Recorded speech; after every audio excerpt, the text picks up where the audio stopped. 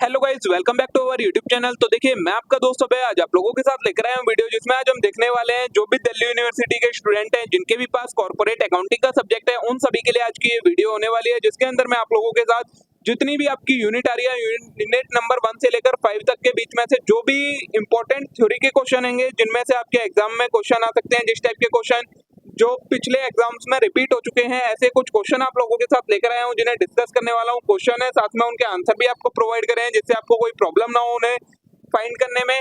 तो वो क्वेश्चन आज आप लोगों के साथ डिस्कस करने वाला हूं, डिटेल में आपको एक्सप्लेन करने वाला हूं, जिससे आप अपने एग्जाम में जो भी आपका इस थ्योरी में से क्वेश्चन आए आप उसे अटेम्प्ट कर पाएं। तो बिना देर किए शुरू करेंगे हम अपनी आज की वीडियो और देखेंगे इन इंपॉर्टेंट थ्योरी के क्वेश्चन और आंसर दोनों को।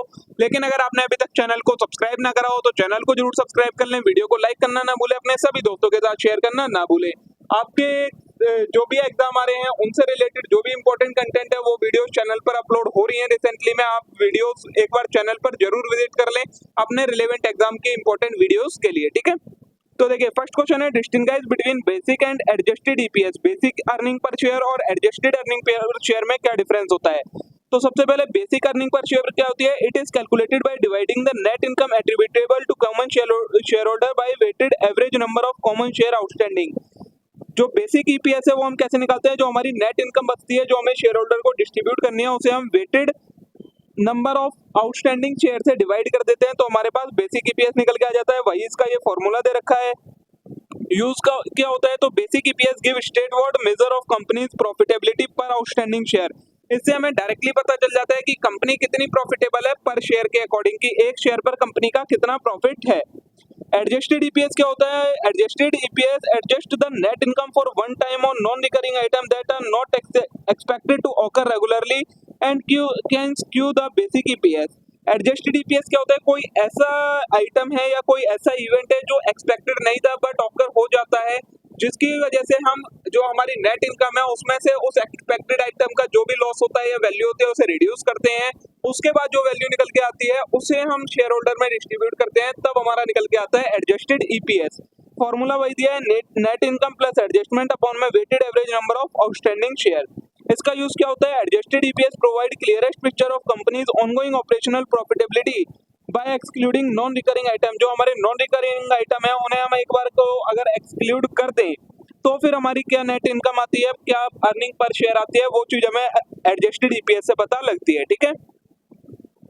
नेक्स्ट है, explain amalgamation in nature of merger as per accounting standard third. तो amalgamation in nature of merger as per accounting standard third क्या होता है?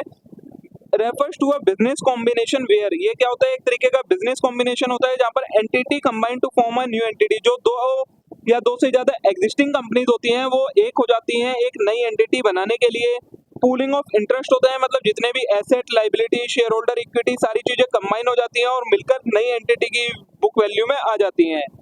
नो कैश और कंसिडरेशन पेड। इसके अंदर ना तो कोई कैश पे करते हैं एक दूसरे को, ना ही कोई और कंसिडरेशन पे करी जाती है। अब देखिए, इसमें जब ये अमालगमेशन होता है इन नेचर ऑफ मर्जर, तो कंटिन्यूटी ऑफ आइडेंटिटी, मतलब जो नई एंटिटी बन जाती है लेकिन जो पुरानी एंटिटीज थी जो वो ऑपरेशन कंडक्ट करती थी, जो उनकी आइडेंटिटी थी वो वैसी रहती है, वही ऑपरेशन ये न्यू एंटिटी भी कंडक्ट करेगी। Carry forward of asset and liability. जो एसेट, लाइबिलिटी, रिजर्व होंगे वो सारी कंबाइनिंग एंटिटी के कैरी फॉरवर्ड हो जाएंगे। एग्जिस्टिंग बुक वैल्यू पर कोई रिवैल्यूएशन नहीं होगा, इसके अंदर कोई एडजस्टमेंट नहीं होती है। Share exchange ratio. तो share holder of combined entity receive share of new entity based on agreed upon exchanging ratio. जो पुरानी एंटिटी के शेयर होल्डर थे उन्हें नई एंटिटी जो बनेगी उसके शेयर मिल जाएंगे, जो भी उनका agreed ratio, exchange ratio agree हुआ होगा उसमें, ठीक है। तो ये होता है आपका अमालगमेशन। बाकी आप इसे डिटेल में रीड कर लीजिएगा। सेगमेंट एसेट और सेगमेंट लाइबिलिटी एक्सप्लेन करना है। तो सेगमेंट एसेट क्या होते हैं? Those asset that directly attributable to specific segment. ऐसे एसेट जो हम डायरेक्टली बता दें कि हाँ ये इस सेगमेंट के एसेट है, उन्हें कहा जाता है segment asset. These are typically used by segment in its operation activity and may include। वो जो एसेट है वो सिर्फ वही सेगमेंट यूज कर सकती है, वही बिजनेस यूज कर सकता है, उसके अलावा कोई और सेगमेंट यूज नहीं करेगी उस एसेट को। इसके अंदर क्या आ जाता है? आपका पीपी आ जाता है जो कि एक सेगमेंट का होता है। इन्वेंट्री जो एक सेगमेंट के पास होती है। रिसीवेबल जो कि एक सेगमेंट की सेल से आए होते हैं। कैश एंड कैश इक्विवेलेंट जो सेगमेंट की सेल से आया होता है। और बाकी अगर कोई एसेट है जो कि सेगमेंट के ऑपरेशन से जनरेट हुआ है वो सारे उसके सेगमेंट एसेट्स में आ जाता है। The key criteria for segment asset they are used और managed by segment in day to day operation. जो की क्राइटेरिया है कोई एसेट को सेगमेंट एसेट बताने का या नहीं बताने का, वो क्या है कि ऐसा एसेट जो सेगमेंट अपने डे टू डे ऑपरेशन में यूज करे और डायरेक्टली सेगमेंट के उससे आइडेंटिफाइबल हो, उसे हम सेगमेंट एसेट कहते हैं। वही सेगमेंट लायबिलिटी क्या होती है? ऐसी लायबिलिटी जो किसी स्पेसिफिक सेगमेंट की हो जैसे और जो सेगमेंट के ऑपरेशन से अराइज हुई हो। इसके अंदर क्या किया जाता है? पेएबल जो कि परचेज से आए होते हैं सेगमेंट की, प्रोविजन जो कि सेगमेंट की एक्टिविटी से बना होता है, डेफर्ड टैक्स लायबिलिटी जो कि एक सेगमेंट की होती है, या इसके अलावा कोई और ऐसी लायबिलिटी जो सेगमेंट की ऑपरेशन की वजह से हुई हो और डायरेक्टली आइडेंटिफाइबल हो, वो कहलाती है हमारी सेगमेंट लायबिलिटी। ठीक है। अब नेक्स्ट है रिपोर्टिंग बेसिस क्या होता है? तो segment assets and liability are reported separately for each reportable segment identified by the company. जो सेगमेंट एसेट है और सेगमेंट लायबिलिटी है वो कंपनी अलग अलग आइडेंटिफाई करेगी और रिपोर्ट करेगी सभी सेगमेंट का। Accounting standard 7 require company to disclose segment asset and liability to provide transparency. Accounting standard 17 deal करता है सेगमेंट इन्फॉर्मेशन के साथ। सेगमेंट एसेट और लायबिलिटी को अलग अलग डिस्क्लोज करना होता है जिससे ट्रांसपेरेंसी बनी रहे। ठीक है। एक्सटर्नल रिपोर्टिंग क्या होती है? तो disclosure of segment asset and liability crucial for external reporting to help user of financial statement understand financial performance and position. External reporting क्यों जरूरी होती है सेगमेंट एसेट एंड लायबिलिटी की? ताकि जो एक्सटर्नल पार्टीज हैं, फाइनेंशियल इंफॉर्मेशन के external users हैं, उन्हें कंपनी की परफॉर्मेंस और पोजीशन के बारे में पता लग सके, इसलिए एक्सटर्नल रिपोर्टिंग की भी रिक्वायरमेंट होती है। ठीक है।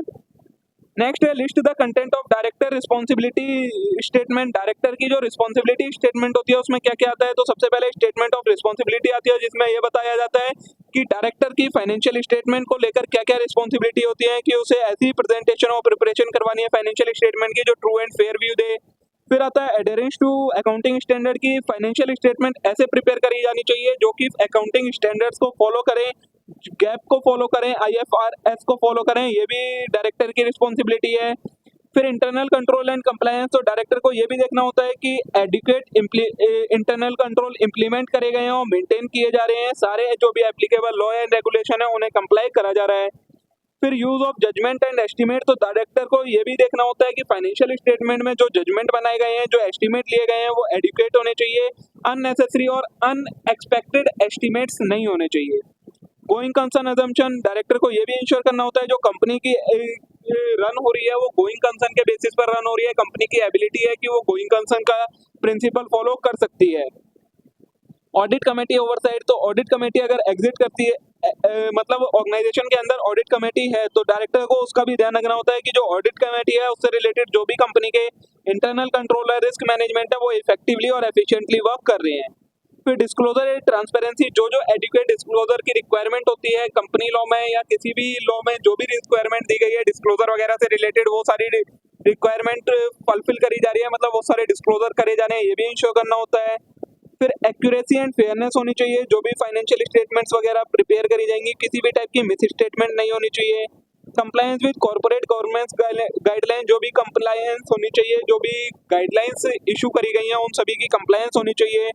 उसके बाद स्टेटमेंट में सिग्नेचर और डेट आती है बोर्ड ऑफ डायरेक्टर के सिग्नेचर और जिस डेट को वो साइन कर रहे हैं। ठीक है। नेक्स्ट है write a short note on XBRL. XBRL क्या है? एक्सटेंसिवली बिजनेस रिपोर्टिंग लैंग्वेज है, standardised language for electronic communication of business and financial data. जो भी बिजनेस का और फाइनेंशियल डेटा होता है उसे ई फॉर्म में एक स्टैंडर्ड लैंग्वेज में कम्युनिकेट करना, वो किसकी मदद से करा जाता है? एक्सबीआरएल की मदद से करा जाता है। ये किस लिए डेवलप करी गई थी? जिससे एक्यूरेसी, रिलायबिलिटी और यूजेबिलिटी बढ़ाई जा सके फाइनेंशियल रिपोर्टिंग की, इसलिए इसे डेवलप करा गया था। फीचर्स क्या क्या होते हैं? स्टैंडर्डाइजेशन होता है, मतलब जब सारे एक्सबीआरएल फॉर्मेट यूज करते हैं तो एक स्टैंडर्डाइजेशन आ जाता है, कोई भी कंट्री के लोग दूसरी कंट्री के डेटा को आराम से दूसरी एंटिटी के, दूसरी इंडस्ट्री के डेटा को इजीली अंडरस्टैंड कर सकते हैं। फ्लेक्सिबिलिटी रहती है, मतलब एक तरीके से रिपोर्टिंग रिक्वायरमेंट के अकॉर्डिंग आप इंडस्ट्री प्रैक्टिस के अकॉर्डिंग इसे चेंज कर सकते हैं, जो भी आपको अपनी इंडस्ट्री, अपने बिजनेस के अकॉर्डिंग इसमें चेंजेस लाने हैं। डाटा एनालिसिस इनहांस हो जाता है, मतलब इजीली डाटा एक तरीके से एनालाइज कर पाते हैं, क्योंकि इसमें जो टर्मिनोलॉजीज यूज होती हैं, जो फॉर्मेट यूज होता है, वो सारे स्टैंडर्ड चीजें होती हैं। स्ट्रीमलाइंड हो जाती है रिपोर्टिंग, मतलब एक तरीके से स्मूथली रिपोर्टिंग हो जाती है। मैनुअल डेटा एंट्री एरर, ये सारी चीजें डिक्रीज हो जाती हैं जो मैनुअल लोगों की वजह से होती हैं। ठीक है। फिर रेगुलेटरी कंप्लायंस, तो कई सारी अथॉरिटीज हैं जिन्होंने मैंडेटरी कर दिया है कि आप एक्सबीआरएल के अकॉर्डिंग ही रिपोर्टिंग करेंगे, तो कंप्लायंस भी हो जाती है। इन्वेस्टर की ट्रांसपेरेंसी रहती है, क्योंकि ये एक तरीके का जो XBRL रिपोर्टिंग है वो सर्टिफाइड रिपोर्टिंग है कि इसके अकॉर्डिंग जो भी रिपोर्टिंग होती है तो इन्वेस्टर को ट्रांसपेरेंसी मिलती है। और ग्लोबली एक्सेप्टेड रिपोर्टिंग है कि ये जो कि इंटरनेशनली रिकॉग्नाइज की जाती है XBRL रिपोर्टिंग, ठीक है। नेक्स्ट है define financial statement as per companies act. Companies act के अकॉर्डिंग फाइनेंशियल स्टेटमेंट क्या होती हैं? तो financial statement refers to structured presentation of financial position and performance of company. एक कंपनी की फाइनेंशियल पोजीशन और परफॉर्मेंस को स्ट्रक्चर्ड तरीके से रिप्रेजेंट करना वो कहलाता है फाइनेंशियल स्टेटमेंट। इसके कुछ कंपोनेंट होते हैं, तो कंपोनेंट में पहला आ जाता है आपकी बैलेंस शीट, जो कि क्या बताती है? बिजनेस की फाइनेंशियल पोजीशन के बारे में बताती है। एट द ईयर एंड ये प्रिपेयर करी जाती है, जिसमें आपके एसेट, लायबिलिटी, इक्विटी आ जाती है कंपनी की। इसके अलावा प्रॉफिट एंड लॉस की स्टेटमेंट आती है, जिसे हम इनकम स्टेटमेंट भी कहते हैं। ये कंपनी की परफॉर्मेंस ओवर द पीरियड बताती है कि कंपनी को क्या गेन हुआ, क्या लॉस हुआ। फिर आती है कैश फ्लो स्टेटमेंट, जिसमें आपकी कैश के इनफ्लो और आउटफ्लो से रिलेटेड इंफॉर्मेशन आ जाती है कि आपकी ऑपरेटिंग एक्टिविटी, इन्वेस्टिंग एक्टिविटी और फाइनेंशिंग एक्टिविटी से कितना कैश आया, कितना कैश गया, ठीक है। पर्पस क्या होता है फाइनेंशियल स्टेटमेंट का? तो ये एसेंशियल इन्फॉर्मेशन प्रोवाइड करवाती है बिजनेस की फाइनेंशियल परफॉर्मेंस और पोजीशन के बारे में कंपनी की किन्हें स्टेक होल्डर को, जैसे कि शेयर होल्डर हो गए, इन्वेस्टर हो गए, इन सारे लोगों को। फिर ये जो यूजर्स होते हैं फाइनेंशियल स्टेटमेंट के, उन्हें डिसीजन लेने में मदद करती है कि वो कंपनी को के अंदर इन्वेस्ट करें, कंपनी को लैंड दें, मतलब लोन प्रोवाइड करें या ना दें, ये सारी चीजों में। फाइनेंशियल स्टेटमेंट और किस चीज में हेल्प करती है? कंपनी की प्रॉफिटेबिलिटी, सोल्वेंसी, लिक्विडिटी और ओवरऑल फाइनेंशियल हेल्थ जानने में भी मदद करती है, ठीक है। नेक्स्ट क्वेश्चन है differentiate between interim and final dividend. Interim और फाइनल डिविडेंड में क्या डिफरेंस होता है? तो पहला है डिफरेंस है टाइमिंग के बेसिस पर। जो इंटरिम डिविडेंड है वो ड्यूरिंग द ईयर डिक्लेयर करा जाता है और पे करा जाता है, लेकिन जो फाइनल डिविडेंड है वो फाइनेंशियल स्टेटमेंट की डेट पर पे करा जाता है, मतलब डिक्लेयर करा जाता है। अप्रूवल क्या होता है? इंटरिम डिविडेंड जो है वो बोर्ड ऑफ डायरेक्टर डिक्लेयर कर सकते हैं बिना शेयर होल्डर के अप्रूवल के, लेकिन जो फाइनल डिविडेंड होता है उसे डिक्लेयर करने के लिए शेयर होल्डर का अप्रूवल लगता है।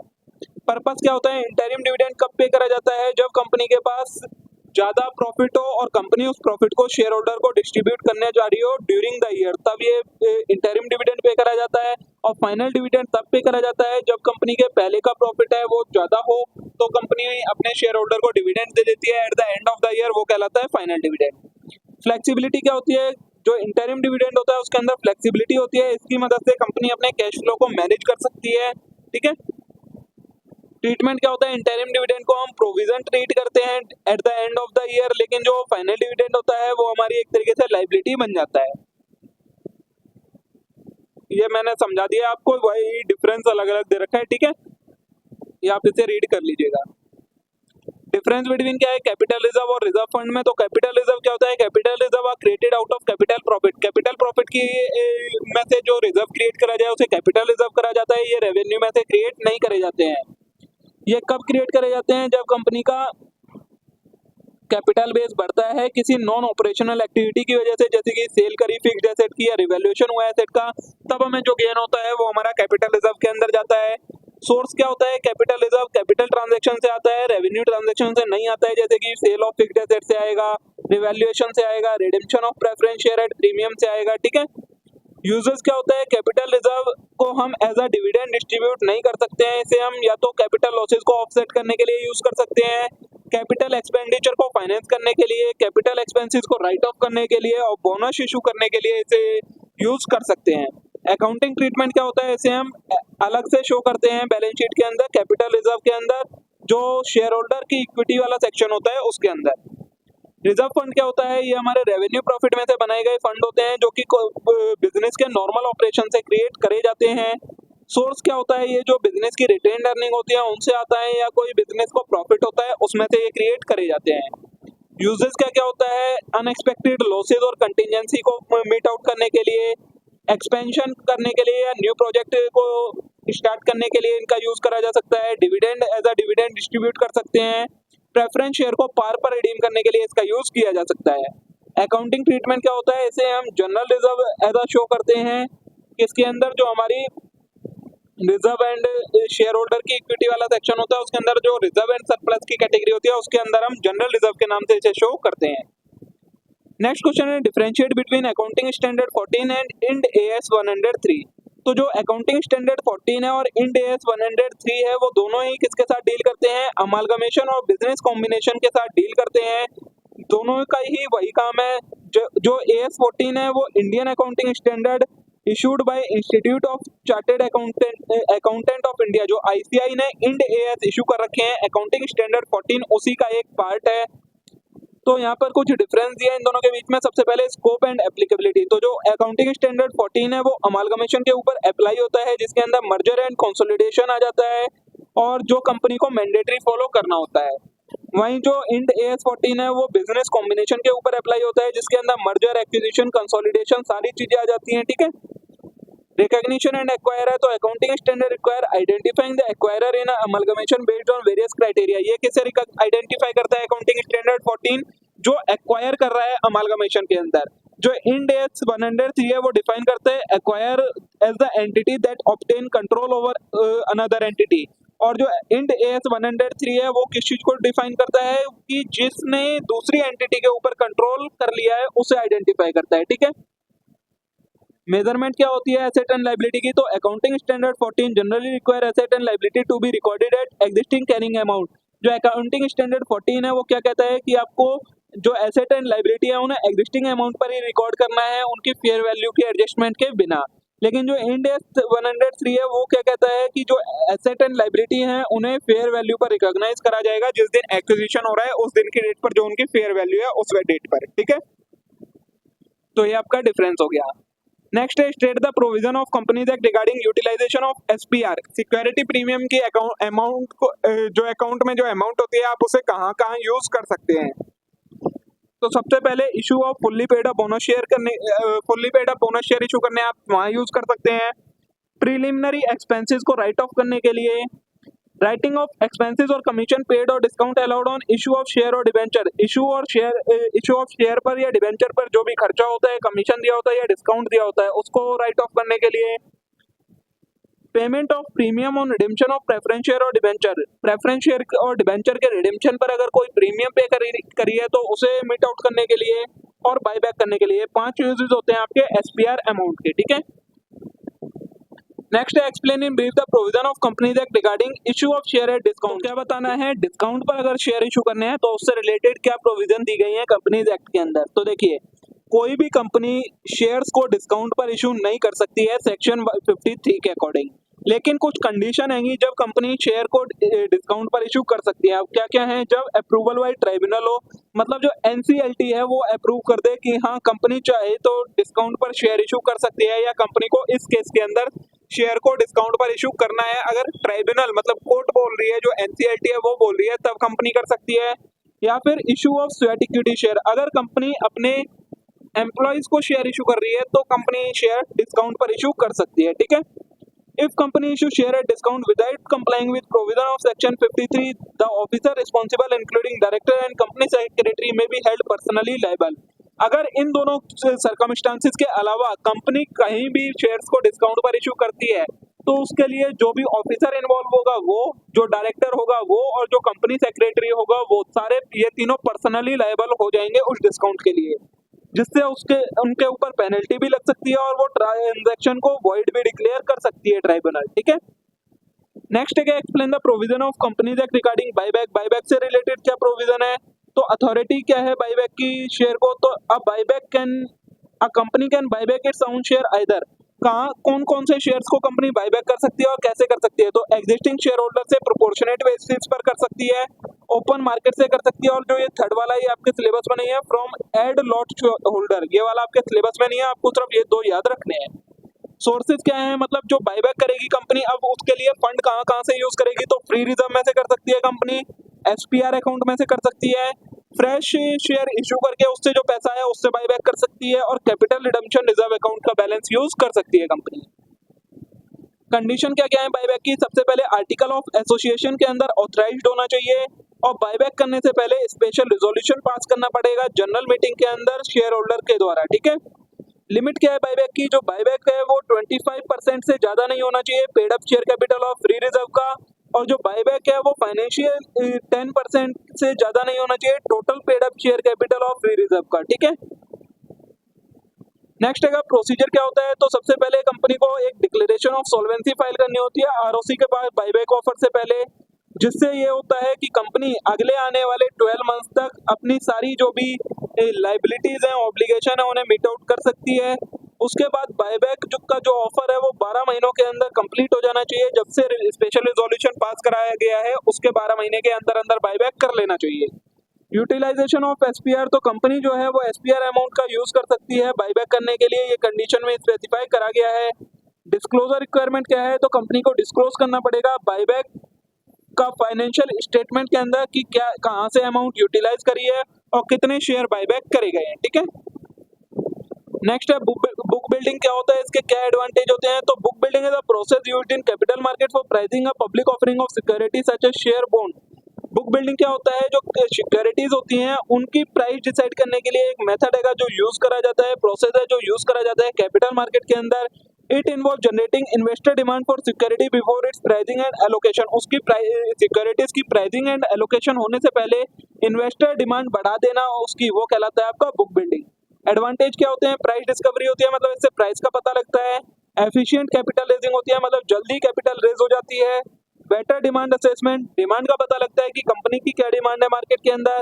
टारगेटेड प्लेसमेंट है कि ज्यादा ढूंढना नहीं पड़ता है, इन्वेस्टर जल्दी मिल जाते हैं। रिड्यूस प्राइस वॉलेटिलिटी, जो सिक्योरिटीज का प्राइस है कम ज्यादा होता है रहता है वो कम हो जाता है। और ट्रांसपेरेंसी आती है और इन्वेस्टर का पार्टिसिपेशन बढ़ता है। ठीक है, आप इन्हें डिटेल में रीड कर लीजिएगा, मैंने आपको पॉइंट पॉइंट बता दिए हैं। तो देखिए दोस्तों, इसी के साथ यहाँ पर हमारी ये वीडियो कंप्लीट हो जाती है, जिसके अंदर हमने जितने भी इंपॉर्टेंट कंसेप्ट थे उनमें से जो भी आपके प्रैक्टिकल क्वेश्चन बन सकते थे सारे क्वेश्चन मैंने आपके साथ डिस्कस कर लिए हैं। इसके अलावा आपका और कोई इंपॉर्टेंट क्वेश्चन नहीं बनता है।